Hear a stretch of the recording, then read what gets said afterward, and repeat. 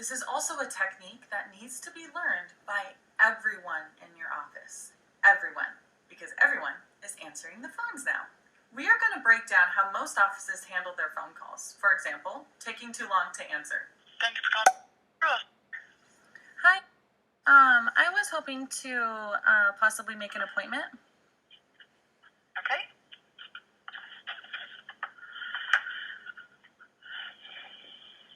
Have you ever been seen with us before? No, ma'am. What's your first availability? We're probably looking.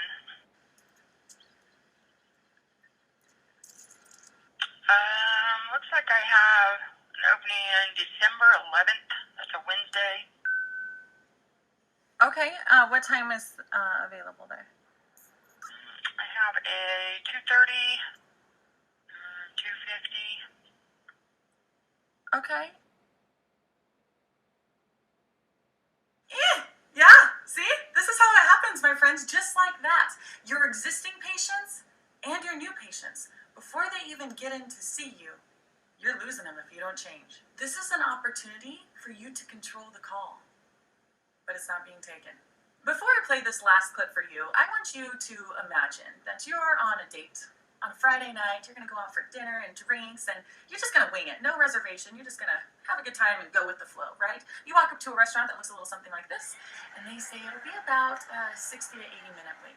While you're waiting outside, your date notices there's this restaurant over here. It looks like we could get right in. What do you do? What is your perception of these two restaurants? Your perception is that, gosh, this one's really got it going on. This is awesome. I don't know if I want to eat there. Now listen to this call. If you'd like something next Friday, we're completely open. Next Friday you are? Mm-hmm. Like any time? Yeah, so sorry a second. So I have open availability from 9:20 a.m. down to 1:30 and then 2:50 to 6. Oh, wow. Okay. Do you know what type of perception this gives off? But what if you really are that open? All you're wanting to do is cater to your patient's schedule, but there's a way to do it without your optical appearing like it's a darn ghost town. Here we go. We're going to break down all of the components of the practice enhancer that you've been given during this lesson. Answering the phone. Don't be a meh. How do we avoid being a meh? Answer the phone with a smile. Some of you may have heard this before. Most of you are awful at doing it. If there is one time that I will allow people around me to be fake it on the phone. It's the only time you are allowed to be fake. Rest of the time, super authentic. This time, if you're irritated, you answer that phone with a darn smile. And a big one, too. But please, no more meh. No meh. We're here, not here. The thing to understand when you're answering the phone is that your patient is calling with the intent of doing business with you. Okay? They might be calling with a question to make sure that they're able to do business with you, but they're calling to do business with you. So start with that foot forward. Okay, perfect. They want to be here. I'm going to make sure that I get them here.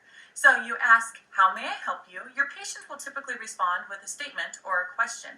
Did you know that 95% of all questions that your patient asks fall into one of these three categories? They will be on service, price, or insurance. So these are typically, if your patient is calling and replies with a question instead of a statement, it'll usually fall into one of these three categories. If we know what 95% of your patients are going to ask, we can come up with a really refined answer for each of these categories. Here is the thing that we will not say anymore when your patient has a question when they're calling. You do not say no. No is very negative. It shuts it down, puts up walls. It's very bad. We don't do no. Instead, if it is a reply that needs a yes, we're going to say absolutely. If it's a reply that has a no, we will say actually.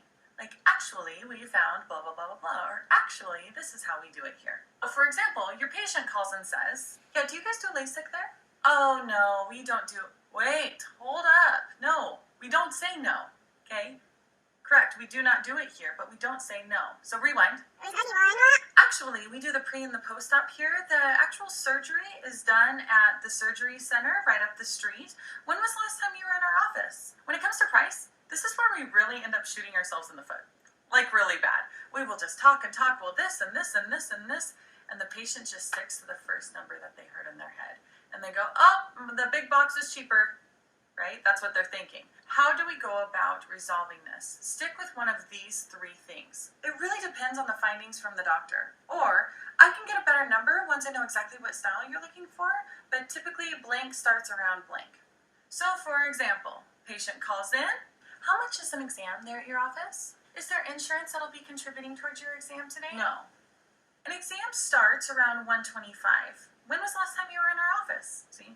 Starts. I don't want you to go about claiming all of this other stuff. Tell me where it starts. That's what you're going to stick to. We get it all the time. Yeah, I was calling to see how much glasses are. Oh yeah, glasses start around 125. I can definitely get you a better number once I see kind of the style and the lenses that you'll need and everything else. When was the last time you were in the office? Now let's move on to insurance. Hi, do you take VSP insurance? Absolutely, we can bill them. We also do a complimentary benefits check for you, so we'll take care of that when you come in. For my opticals that have completed the Monster course and are now open access providers, you would answer the question the exact same way. Now, what if you don't take a particular insurance? Hi, I was wondering if you guys take IMED insurance? We can look into that for you to see what the coverage would look like. We'll do a benefits check for you when you come in for your visit. When was the last time you were in the office? If you are not in network with some insurances, just do yourself a favor and become an open access provider and save yourself the headache of having to say no all the time. It's seriously ridiculous. You're losing patients because of it. You know what? We'll tell you more about it at the end of this month's Spexy University. Deal? Next, take control. We use the question, when was the last time you were in the practice, to take control of the conversation. We use this question because it's way better than other leading questions out there. Some you might be familiar with. Do you have insurance? Or have we seen you in our office before? These are questions that are barrier questions. They put up a wall so the patient feels as if they don't meet the criteria of what you're asking, that they're not allowed to come in. The question, when was the last time you were in the practice, is so powerful because it's doing a few things for us. The first thing is that when the patient replies, oh, about 2 years ago, it allows us time to pull up the scheduler. And if the patient answers, oh, I've never been in before, your response should be elated. Well, welcome. We are so happy to have you. Let's go about getting you scheduled. Isn't that such a warm welcome? And even in that warm welcome, you're controlling the conversation. Then we go immediately into the funnel. Now, we use the funnel a lot in Spexy sales training because the funnel allows for you to maintain control of the conversation, yet create a commitment from the other party. When it comes to phone calls, this is what the funnel protects us from. When would you like to see the doctor? Well, let's see. It definitely needs to be after school. Oh. Sammy has soccer Monday and Wednesday. Michelle has piano on Wednesday.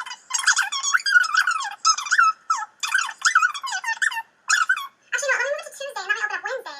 Here's the concept behind the funnel on a basic level. If you ask your kids, do you guys want vegetables at dinner tonight? What are they going to say? No. However, if you tell your kids, hey guys, we're having hamburgers with dinner tonight. Did you guys want corn or green beans to go with your hamburgers? They have options. See? The funnel. Same thing. If you ask crazy lady, when would you like to get in? This is what you get. But if you ask her something like this, all right, would you prefer mornings or afternoons? Afternoons. Tuesdays or Thursdays work better for you? Oh, Thursdays. Perfect. We have a 2 and a 4:30. Oh yeah, 4:30 will work. I can make 4:30 work. Basically, you're helping the crazy lady fix her crazy. There's actually a science behind helping someone make a decision. Once they come to their conclusion, they're more committed to it because they chose it. When you funnel down, you want to funnel down at least twice. The reason why is because you're creating a level of commitment. So when you are going through your funneling process, you want to start more broad and work your way down. You can use questions like this week or next week, and morning or afternoon, and this day or this day. So if you're looking at your scheduler, it would look a little something like this. This week or next week? Okay, do you prefer morning or afternoon? All right, Tuesday at 3 or Thursday at 2? Let's look at another one. This is the scheduler of the conversation with the crazy lady. All right, would you prefer mornings or afternoons? Afternoons. Tuesdays or Thursdays work better for you? Oh, Thursdays. Perfect. We have a 2 and a 4:30. Oh yeah, 4:30 will work. I can make 4:30